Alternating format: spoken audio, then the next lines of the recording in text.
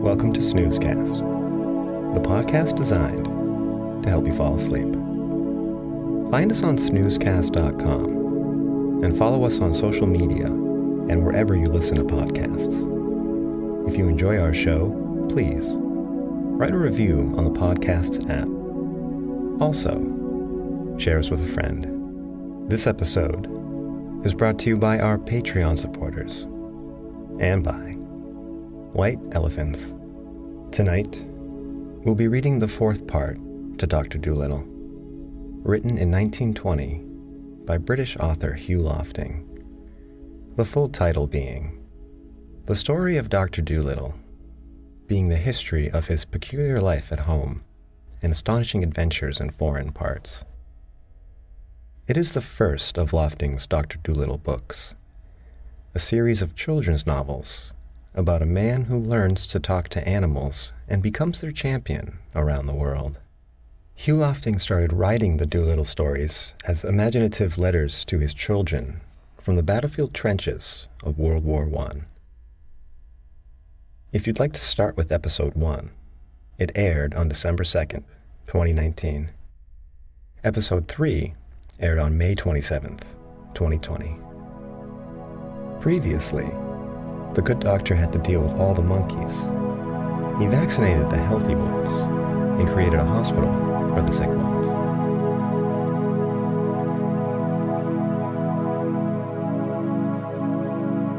Let's get cozy. Close your eyes. Relax your body into the softness of your bed. Now, take a few deep breaths.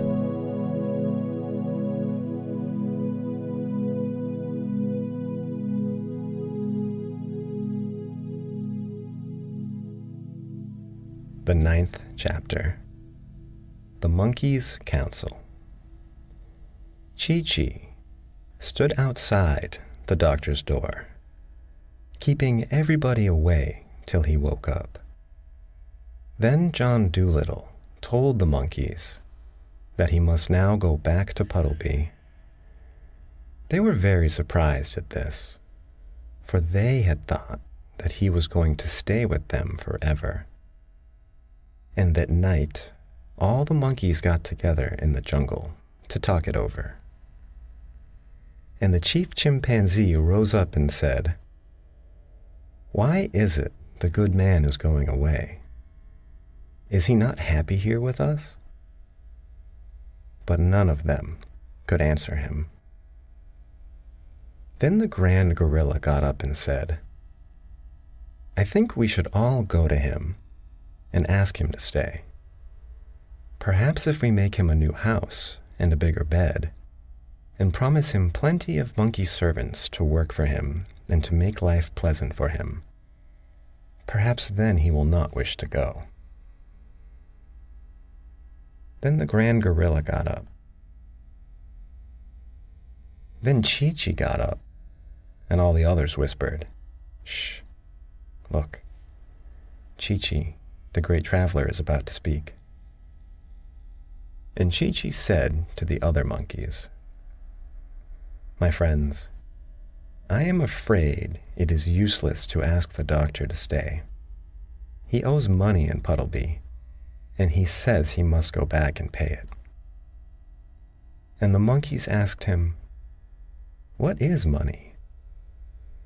Then Chi-Chi told them that in the land of the men, you could get nothing without money. You could do nothing without money. That it was almost impossible to live without money. And some of them asked, "But can you not even eat and drink without paying?" But Chi-Chi shook his head. And then he told them that even he, when he was with the organ grinder, had been made to ask the children for money. And the chief chimpanzee turned to the oldest orangutan and said, "Cousin, surely these men be strange creatures. Who would wish to live in such a land? My gracious, how paltry." Then Chi-Chi said, "When we were coming to you, we had no boat to cross the sea in, and no money to buy food to eat on our journey. So a man lent us some biscuits, and we said we should pay him when we came back. And we borrowed a boat from a sailor, but it was broken on the rocks when we reached the shores of Africa. Now the doctor says he must go back and get the sailor another boat, because the man was poor and his ship was all he had." And the monkeys were silent for a while, sitting quite still upon the ground and thinking hard. At last the biggest baboon got up and said, "I do not think we ought to let this good man leave our land till we have given him a fine present to take with him, so that he may know we are grateful for all that he has done for us." And a little tiny red monkey who was sitting up in a tree shouted down, "I think that too." And then they all cried out, making a great noise, "Yes, yes, let us give him the finest present a man has ever had." Now they began to wonder and ask one another what would be the best thing to give him. And one said, 50 bags of coconuts, and another, 100 bunches of bananas. At least he shall not have to buy his fruit in the land where you pay to eat.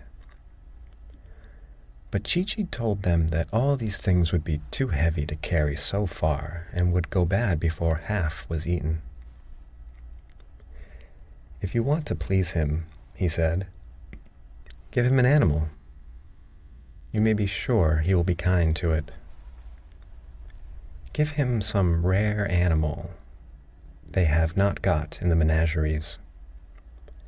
And the monkeys asked him, "What are menageries?"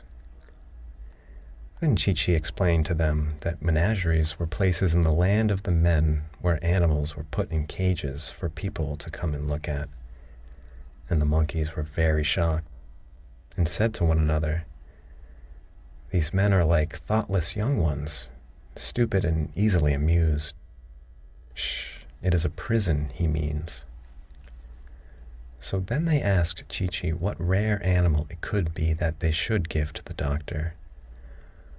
One that men had not seen before. And the major of the marmosets asked, "Have they an iguana over there?" But Chi-Chi said, "Yes, there is one in the London Zoo." And another asked, "Have they an okapi?" But Chi-Chi said, "Yes, in Belgium, where my organ grinder took me 5 years ago, they had an okapi in a big city they call Antwerp." And another asked, "Have they a push-me-pull-you?" Then Chi-Chi said, No man has ever seen a push-me-pull-you. Let us give him that." The 10th chapter, the rarest animal of all. Push-me-pull-yous are now extinct. That means there aren't any more. But long ago, when Dr. Dolittle was alive, there were some of them still left in the deepest jungles of Africa, and even then they were very, very scarce. They had no tail, but a head at each end, and sharp horns on each head. They were very shy and terribly hard to catch. Some men get most of their animals by sneaking up behind them while they are not looking. But you could not do this with the push-me-pull-you, because no matter which way you came towards him, he was always facing you. And besides, Only one half of him slept at a time. The other head was always awake and watching. This was why they were never caught and never seen in zoos. Though many of the greatest huntsmen and the cleverest menagerie keepers spent years of their lives searching through the jungles in all weathers for push-me-pull-yous, not a single one had ever been caught. Even then, years ago, he was the only animal in the world with two heads. Well, the monkeys set out hunting for this animal through the forest, and after they had gone a good many miles, one of them found peculiar footprints near the edge of a river, and they knew that a push-me-pull-you must be very near that spot. Then they went along the bank of the river a little way, and saw a place where the grass was high and thick, and they guessed that he was in there. So they all joined hands and made a great circle round the high grass. The push-me-pull-you heard them coming, and he tried hard to break through the ring of monkeys, but he couldn't do it. When he saw that it was no use trying to escape, he sat down and waited to see what they wanted. They asked him if he would go with Dr. Dolittle and be put on show in the land of the men. But he shook his head hard and said, "Certainly not." They explained to him that he would not be shut up in a menagerie, but would just be looked at. They told him that the doctor was a very kind man, but hadn't any money, and people would pay to see a two-headed animal, and the doctor would get rich, and could pay for the boat he had borrowed to come to Africa in.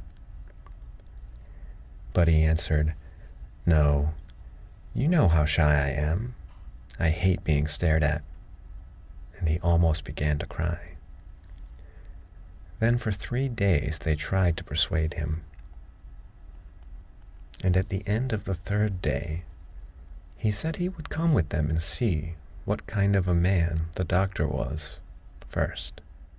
So the monkeys traveled back with the push-me-pull-you, and when they came to where the doctor's little house of grass was, they knocked on the door. The duck, who was packing the trunk, said, "Come in," and Chi-Chi very proudly took the animal inside and showed him to the doctor. "What in the world is this?" asked John Dolittle, gazing at the strange creature. "Lord save us," cried the duck. "How does it make up its mind?" "It doesn't look to me as though it had any," said Jip, the dog. "This, doctor," said Chi-Chi, "is the push-me-pull-you, the rarest animal of the African jungles, the only two-headed beast in the world. Take him home with you and your fortune's made. People will pay any money to see him." "But I don't want any money," said the doctor. "Yes, you do," said Dab-Dab the duck. "Don't you remember how we had to pinch and scrape to pay the butcher's bill in Puddleby? And how are you going to get the sailor the new boat you spoke of, unless we have the money to buy it?"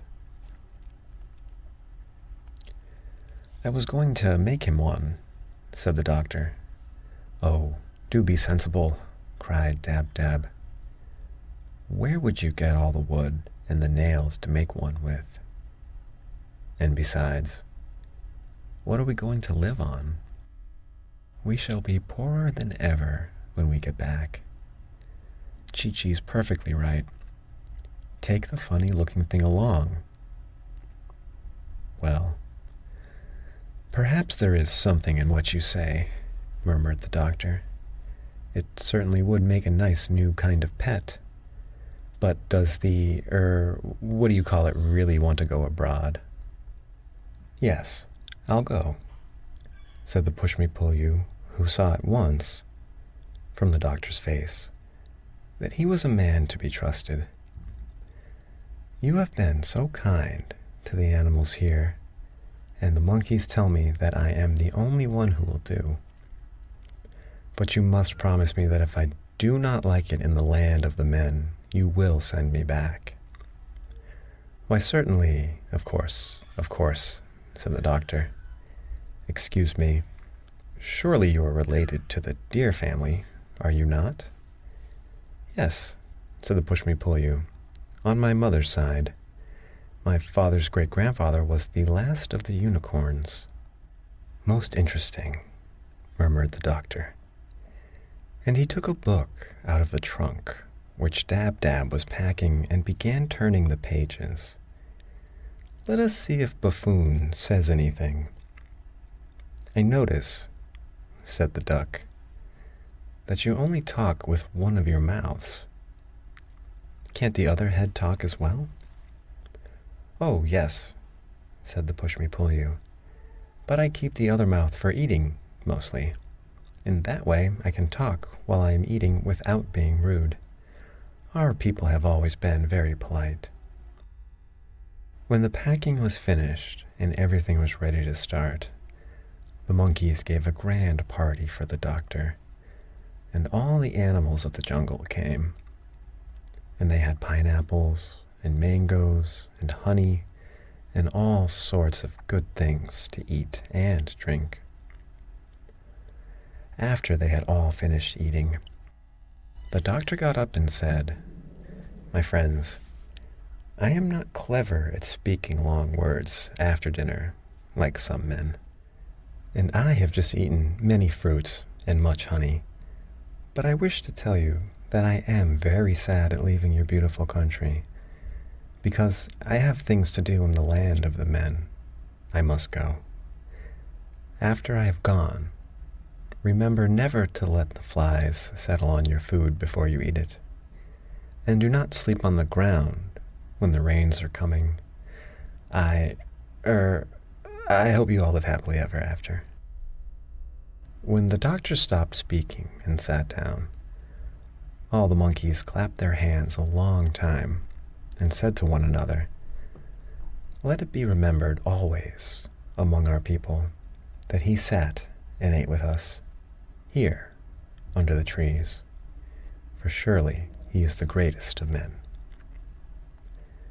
And the Grand Gorilla, who had the strength of 7 horses in his hairy arms, rolled a great rock up to the head of the table and said, "This stone for all time shall mark the spot."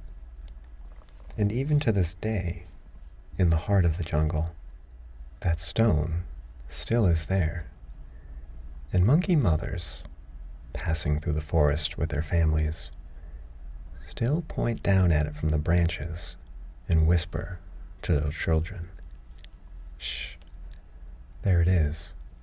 Look, where the good man sat and ate food with us in the year of the great sickness." Then, when the party was over, the doctor and his pets started out to go back to the seashore. And all the monkeys went with him as far as the edge of their country, carrying his trunk and bags to see him off.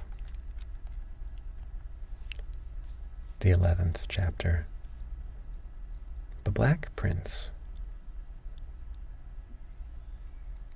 At the edge of the river, they stopped and said farewell.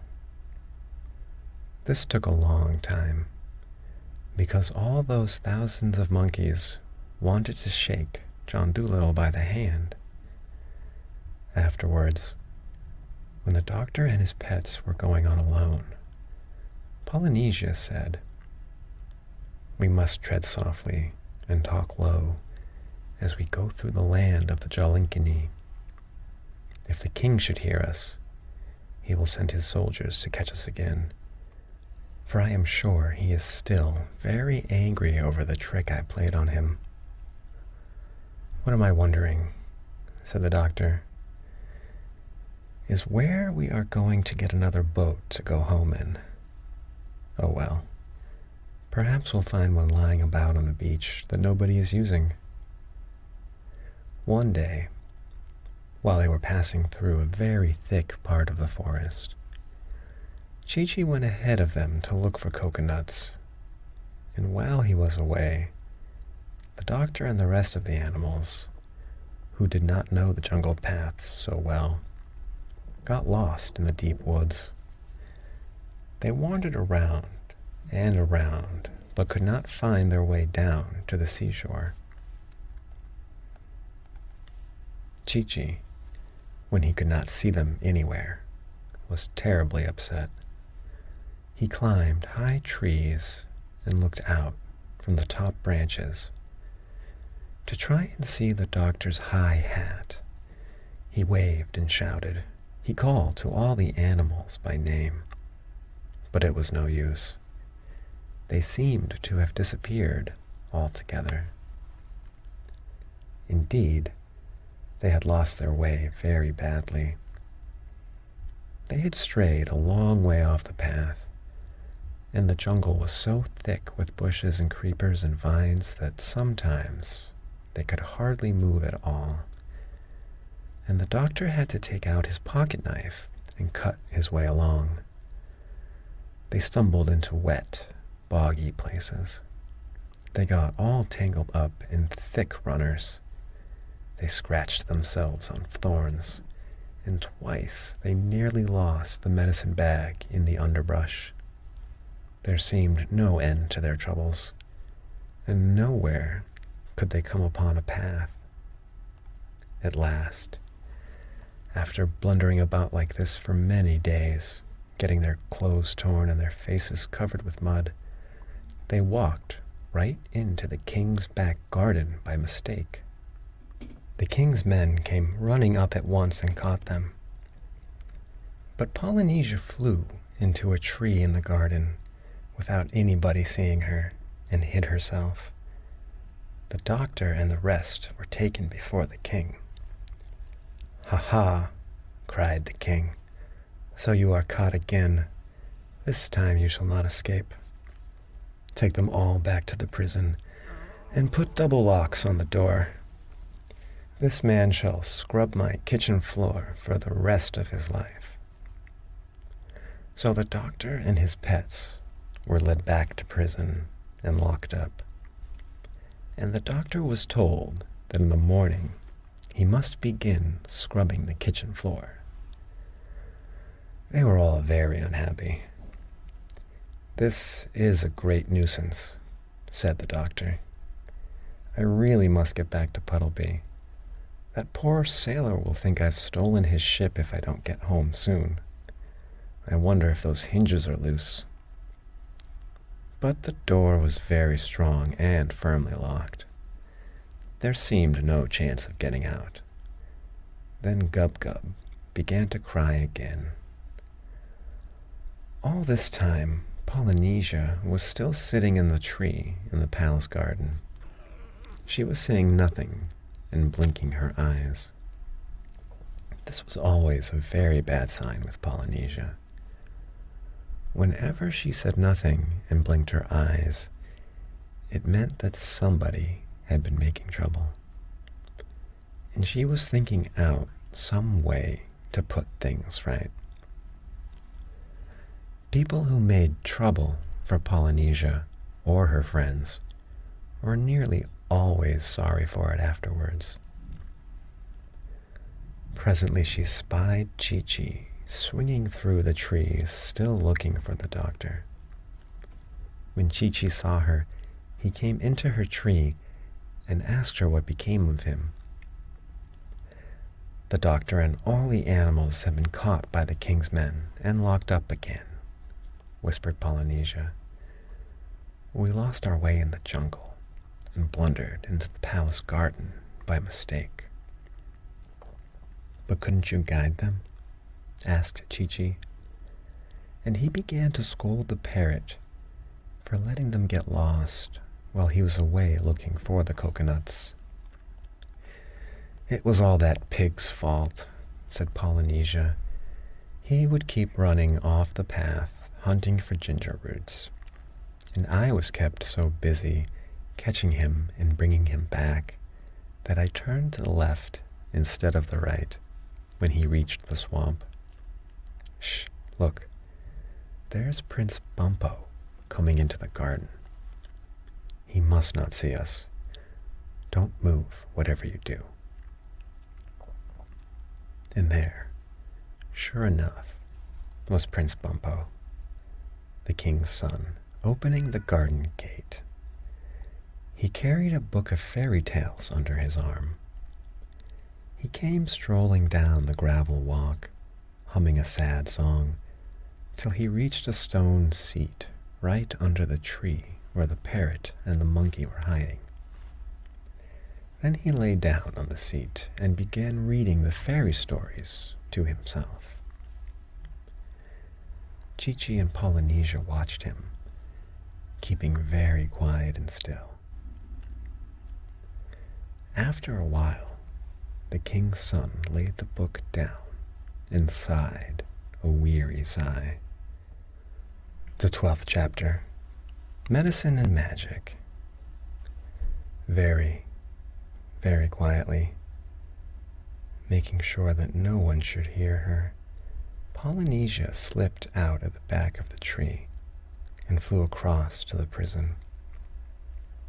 She found Gub-Gub poking his nose through the bars of the window, trying to sniff the cooking smells that came from the palace kitchen. She told the pig to bring the doctor to the window because she wanted to speak to him. So Gub-Gub went and woke the doctor, who was taking a nap. "Listen," whispered the parrot, when John Dolittle's face appeared. "Prince Bumpo is coming here tonight to see you. But be sure to make him promise you first that he will open the prison door and find a ship for you to cross the sea in." "This is all very well," said the doctor. Sailing homeward, the doctor's ship had to pass the coast of Barbary. This coast is the seashore of the great desert. It is a wild, lonely place, all sand and stones, and it was here that the Barbary Pirates lived. These pirates, a bad lot of men, used to wait for sailors to be shipwrecked on their shores, and often, if they saw a boat passing, they would come out in their fast sailing ships and chase it. When they caught a boat like this at sea, they would steal everything on it, and after they had taken the people off, they would sink the ship and sail back to Barbary, singing songs and feeling proud of the mischief they had done. Then they used to make the people they had caught write home to their friends for money, and if the friends sent no money, the pirates often threw the people into the sea. Now one sunshiny day, the doctor and Dab-Dab were walking up and down on the ship for exercise. A nice, fresh wind was blowing the boat along, and everybody was happy. Presently, Dab-Dab saw the sail of another ship a long way behind them on the edge of the sea. It was a red sail. "I don't like the look of that sail," said Dab-Dab. "I have a feeling it isn't a friendly ship. I am afraid there is more trouble coming to us." Jip, who was lying near taking a nap in the sun, began to growl and talk in his sleep. "I smell roast beef cooking," he mumbled. "Underdone roast beef, with brown gravy over it." "Good gracious," cried the doctor. "What's the matter with the dog? Is he smelling in his sleep, as well as talking?" "I suppose he is," said Dab-Dab. "All dogs can smell in their sleep." "But what is he smelling?" asked the doctor. There is no roast beef cooking on our ship. No, said Dab Dab. The roast beef must be on the other ship over there. But that's 10 miles away, said the doctor. He couldn't smell that far, surely. Oh, yes, he could, said Dab Dab. You ask him. Then Jip, still fast asleep, began to growl again, and his lip curled up angrily, showing his clean, white teeth. I smell bad men, he growled. The worst men I ever smelt. I smell trouble. I smell a fight. 6 bad scoundrels fighting against one brave man. I want to help him. Woof, woof. Then he barked, loud, and woke himself up with a surprised look on his face. See, cried Dab Dab, that boat is nearer now. You can count its 3 big sails, all red. Whoever it is, they are coming after.